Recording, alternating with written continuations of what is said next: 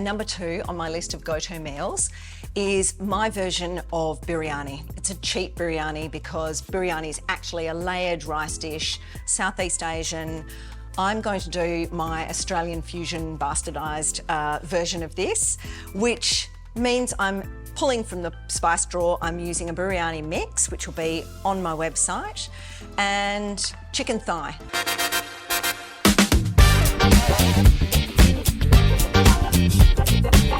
Must use chicken thigh.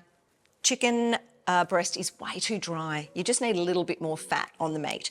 So I'm going to pop my chicken thigh in there. I've sliced each of these into about 4 to 6 pieces, depending on the size of the thigh. And with the spices, I'm just going to give them a quick toast. Everything we're going to be doing will be in this pan. So we'll be bringing things in and out of the pan as we go. All I'm going to do is toast this until it becomes aromatic. So it won't take long at all. While I'm doing that, I'll just give it a little bit of a mix. The other main component of the biryani chicken marinade is Greek yogurt. So natural yogurt in with the chicken, and when our spices are toasty and aromatic, we throw them in there. Won't be long. They smell really good.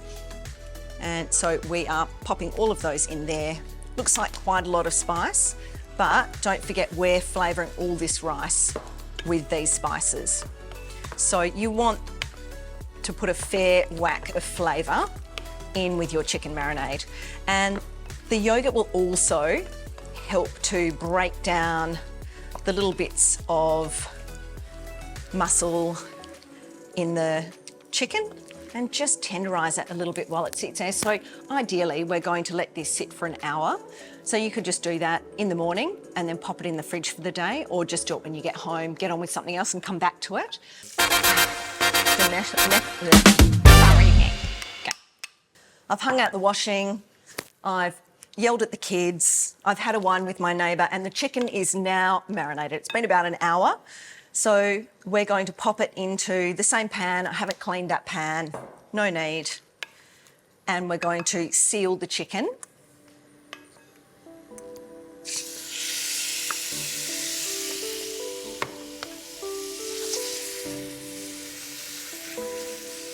So spread it around and just let it catch, really, is what we're doing there. While we're doing that, while we're letting that chicken seal, I'm just going to add a little pinch of saffron to this glass of milk. We're going to let that saffron infuse into the milk while we wait for the chicken to cook. So just getting a little bit of colour on that chicken. I'll leave it a little bit longer. We'll let it catch a bit more. I've just mixed a little bit of tomato paste and crushed tomatoes in here, which I'll add once the chicken's a little bit sealed.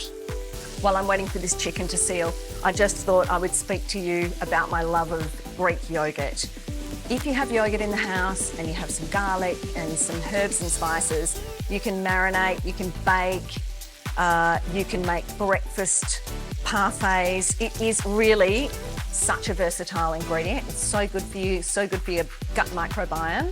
Make sure you're buying a good quality yogurt if you can though.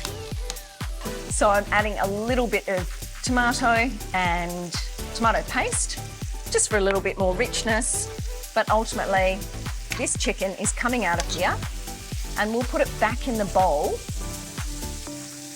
that we had marinated it in earlier, because we're going to keep cooking it on top of the rice. So he can go back in there and pick up all the leftover bits of marinade.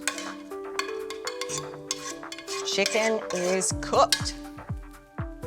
Okay, so I've given the pan just a touch of a clean out, just with a spoon, but we want to keep all the flavour that's in the pan in there while we cook our rice. So I'm adding a couple of key ingredients. Bay leaves, I've got those growing in the garden, which is really handy, and cinnamon and a bit of cardamom. You don't have to if you find it too strong, but I like a bit of cardamom. If you wanted to, and I'm sure that most traditional biryani would be made with it. You can use ghee instead of butter, and ghee is just clarified butter. I'm going to put the tiniest bit of oil, and now I'm tipping in my basmati rice, and I'm going to just coat it in that warm butter before I top it up with vegetable stock. You could just use water, but because I'm cheating, I feel like I could use with that extra flavour from the veggie stock. So when you're cooking rice, basmati is 1 cup of rice to 1.5 cups of water, and that's it. If you use more water, you are just going to end up with soggy rice. So this is the exact right amount. And now we are adding in our saffron milk, and that's going to colour the rice really beautifully. And adding in our stock.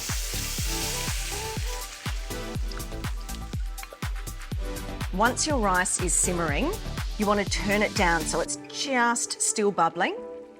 We're going to let that steam for 5 minutes, then we're going to add the chicken and put the lid back on and let it cook for about another 10 to 15 minutes.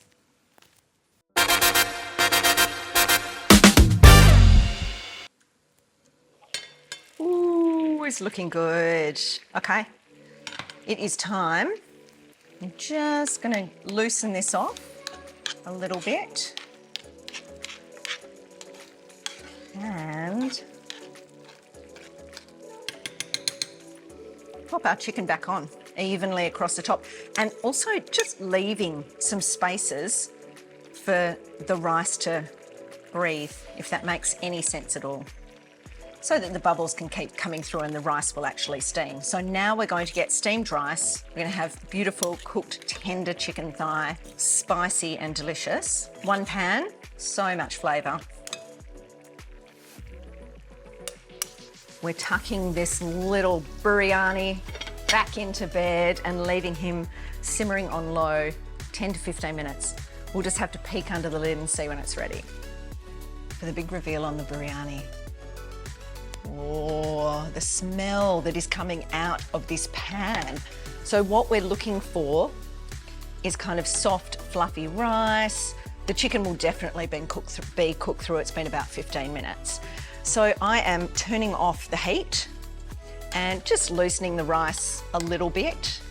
And then I'm going to throw some extra flavour into this pan and then take the pan to the table. There is no need for us to use any serving dishes.